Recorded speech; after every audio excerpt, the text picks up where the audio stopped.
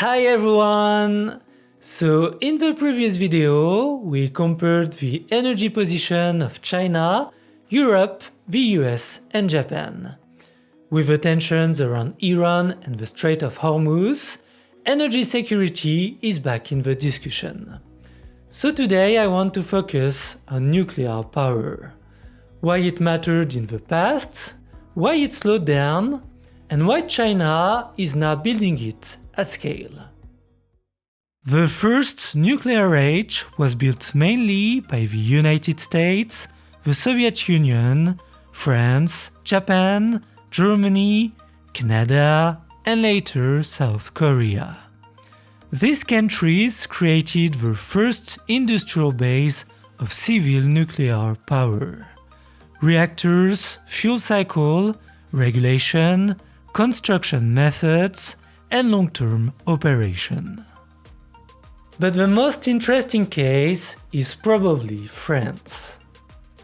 After the oil shocks of the 1970s, France decided to build its electricity system around nuclear power. The logic was simple. France had limited domestic oil and gas, so imported fossil fuels created a strategic vulnerability.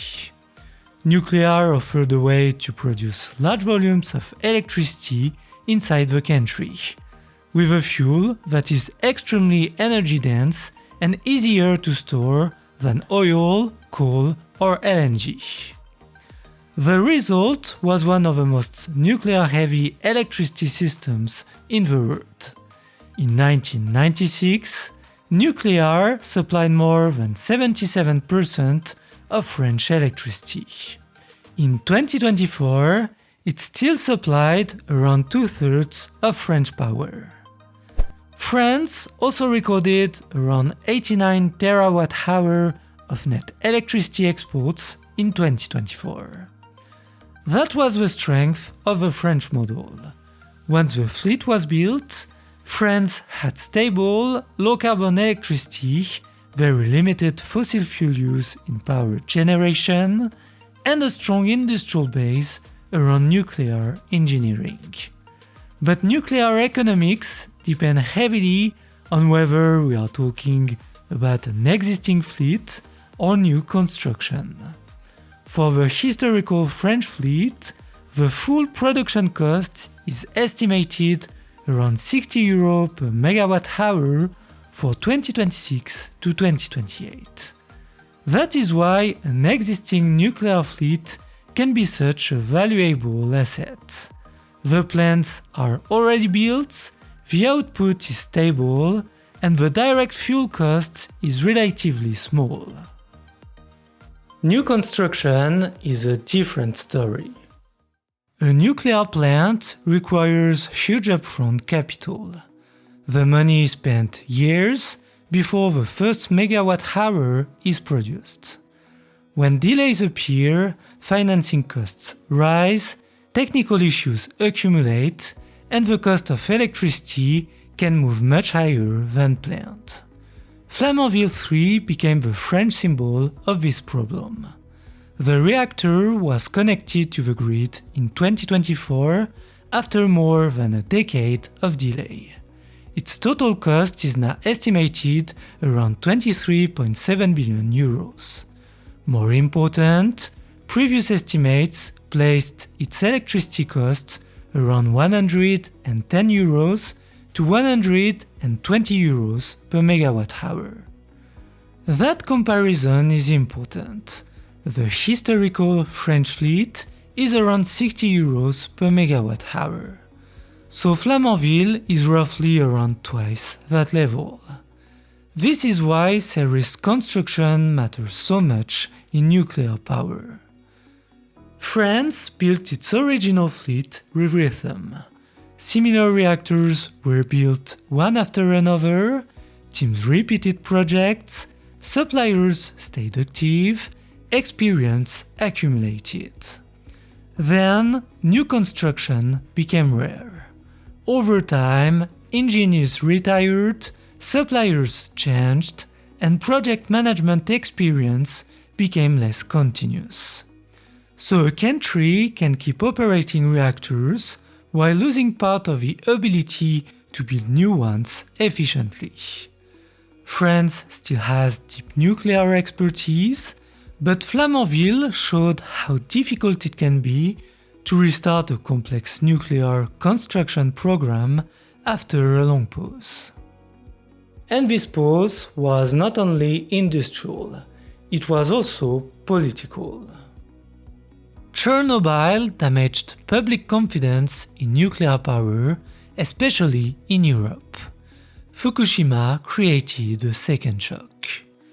Japan is the clearest case. Before Fukushima, nuclear supplied around 30% of Japanese electricity. After 2011, Japan shut down its reactor fleet, and the missing electricity was largely replaced with imported LNG, coal, and oil. For a country importing around 90% of its energy requirements, this was a strategic shock. Germany reacted even more radically. Before Fukushima, nuclear supplied about 1/4 of German electricity. After the accident, 8 reactors were shut down immediately. The final 3 closed in April 2023. France didn't exit nuclear, but it hesitated.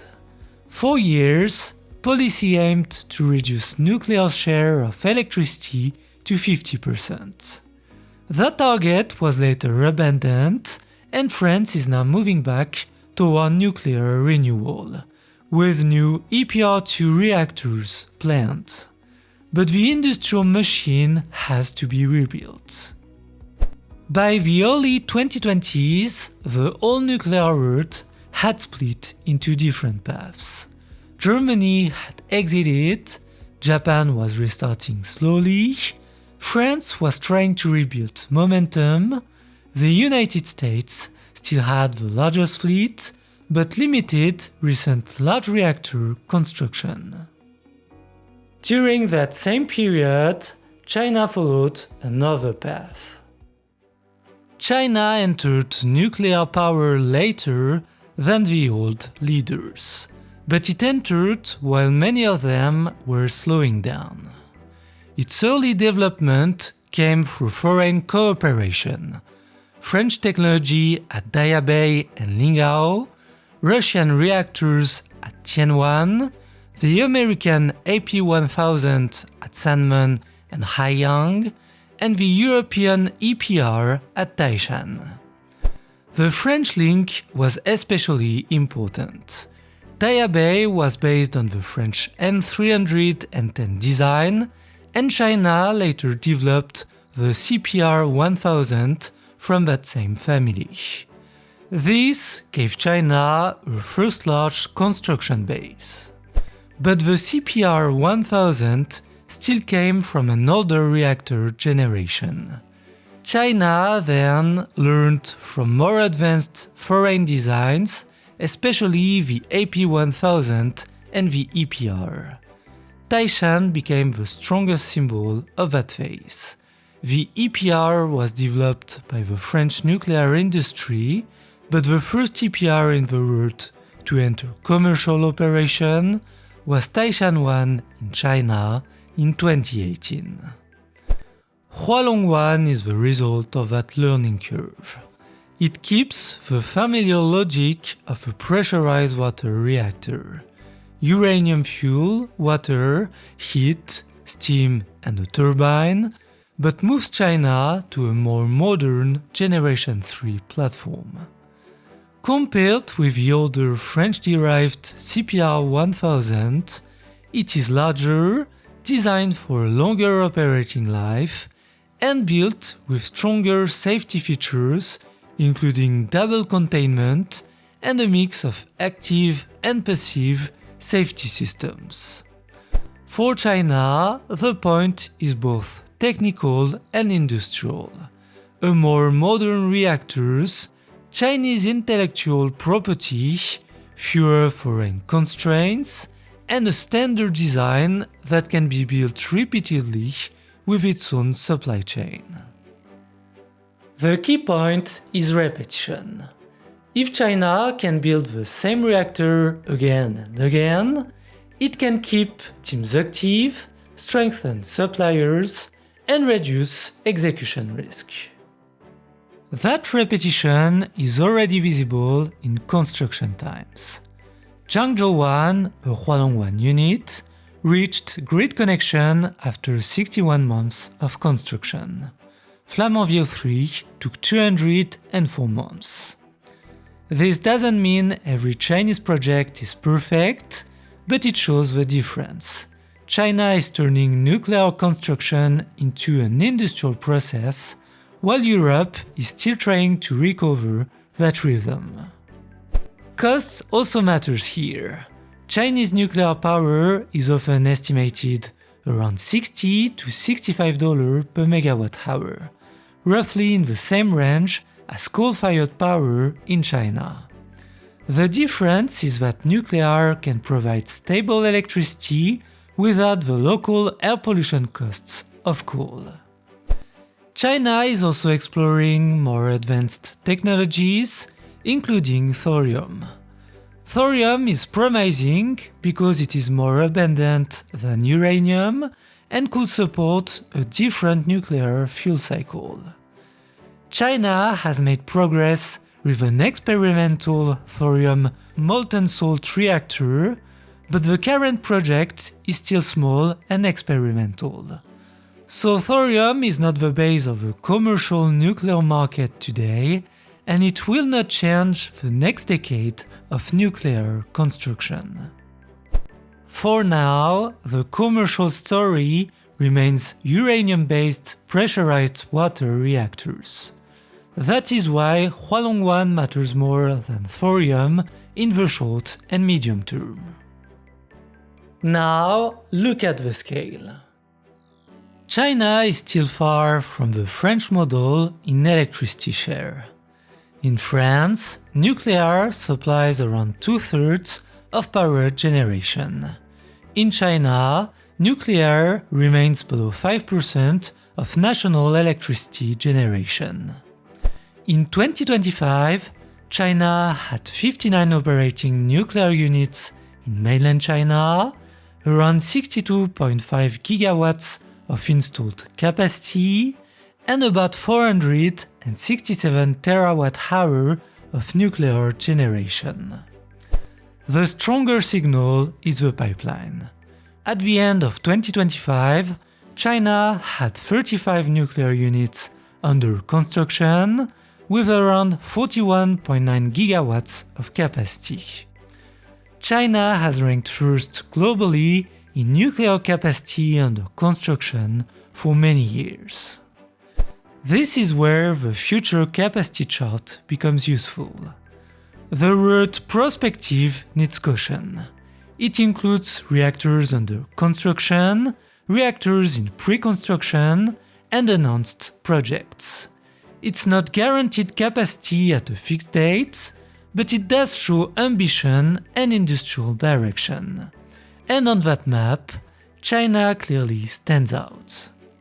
This pipeline also fits China's wider energy strategy. As we saw in the previous video, China imports a large share of its oil and part of its gas.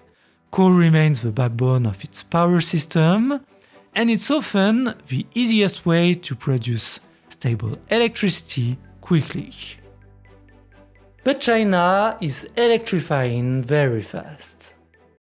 The car market is the best example. In 2025, China's new energy vehicle retail sales reached around 12.8 million units. At the wholesale level, the figure was about 15 million. In December 2025, new energy vehicles represented almost 60% of domestic passenger car retail sales. So the energy security equation changes. If more cars, buses and trucks move from gasoline and diesel to batteries, China can reduce part of its oil demand over time. but the energy demand moves into the power system. And this is already visible. In 2025, China's total electricity consumption passed 10 trillion kilowatt-hour for the first time, up about 5% year-on-year. Some of the fastest growing segments were directly linked to electrification and digital infrastructure, including charging services and information technology. Coal can answer part of that demand. Wind and solar are growing extremely fast. Nuclear gives China another layer. Stable, low-carbon electricity near major coastal demand centers without the local air pollution costs of coal plants. There is also a fuel security angle. A gas or oil-based energy system depends on continuous flows and large reserves, usually measured in months. Nuclear is different. A large reactor only needs a few dozen tons of uranium fuel per year, compared with millions of tons of coal for a similar power output.